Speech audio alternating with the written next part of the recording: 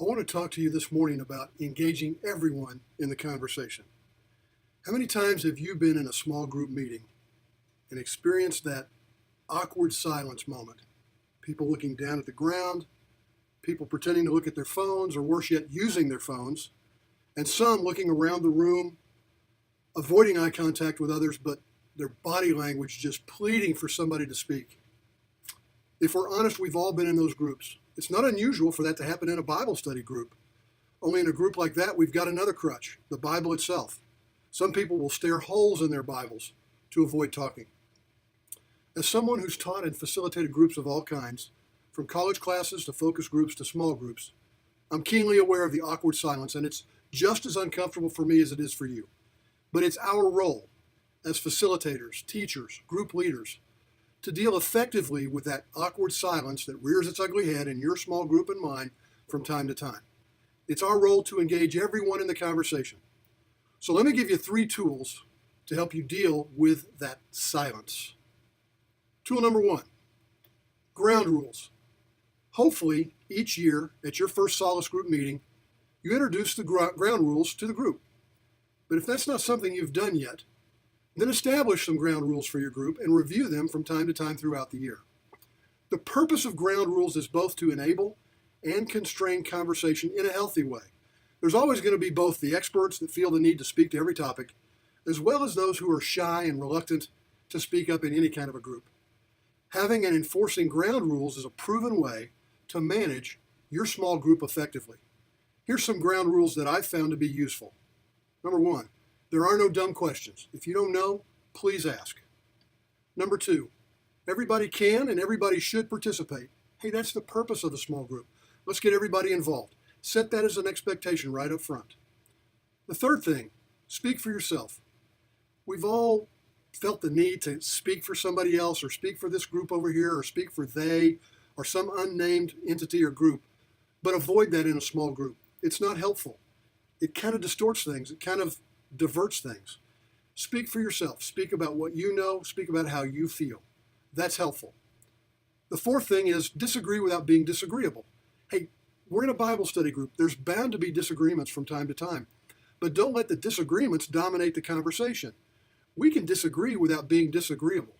We can agree to disagree. That's going to happen. So agree to disagree and move on. There's always time to circle back with you and the person who disagreed, or with whoever was in the disagreement, and get that settled at a different time.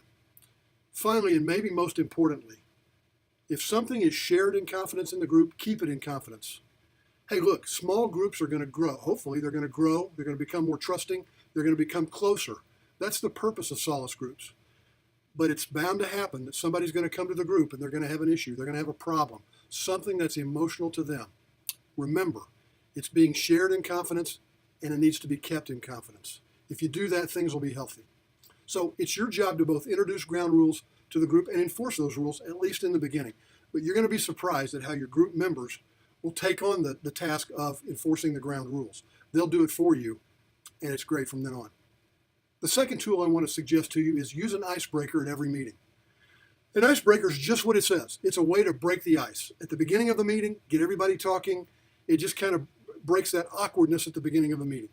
The important thing about an icebreaker is that it's meant to involve every person in the group, and that means even visitors to your small group.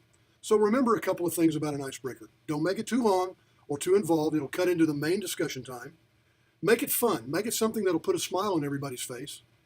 And or make it interesting, something that'll get the creative juices flowing for everybody and get your group started off on the right foot. Realize you may get some pushback the first time you introduce an icebreaker, if it's not something you have been doing. Usually it's the shy folks who will struggle with it, but after some encouragement and some patience and consistency, that pushback will fade away. Another way to deal with reluctance is for you to introduce the icebreaker, and then you go first, and then just go around the circle after you've answered the icebreaker question. Here's an example of a quick icebreaker. Go around the group and have everyone say their name and where they were born. Here's an example of a fun icebreaker. Ask everyone to go around the circle and each person give a nickname that they had when they were a kid. And here's an example of an interesting icebreaker. Ask each person to name a person from history that they'd like to have dinner and talk with. You'll get some really cool answers to that one. Frankly, after several meetings, people will actually look forward to the icebreaker. You might even have some group members come up to you and say, hey, I've got another icebreaker you might want to use. That's what's really fun, when they buy into the concept, and not only that, indicate they might be future facilitators for another small group at Solace. Here's the third tool that I would suggest to you. As a facilitator, you've got to get used to silence. This was the most difficult thing for me in the beginning, and to be honest, I'm still uncomfortable with silence, but I'm a lot better than I used to be. If you get to a place during your Bible study when the group is quiet, and you sense people are struggling with either responding to a question or comment or formulating a question themselves, just sit back and wait. Let the group know you're fine with silence, and that if anyone has a question or comment, they should feel free to speak up. And then wait, and wait, and wait. I know what you're thinking. Seconds can seem like minutes, minutes can seem like hours. But I guarantee you, if you'll just use silence, somebody will rescue you and the group, and the conversation will begin again. So engaging everybody in your small group conversations can feel difficult sometimes, but if you'll use these three tools, ground rules, icebreakers, and ironically, silence, that'll help you get your conversation started, and it'll engage everybody in the group in the conversation. Have a great day.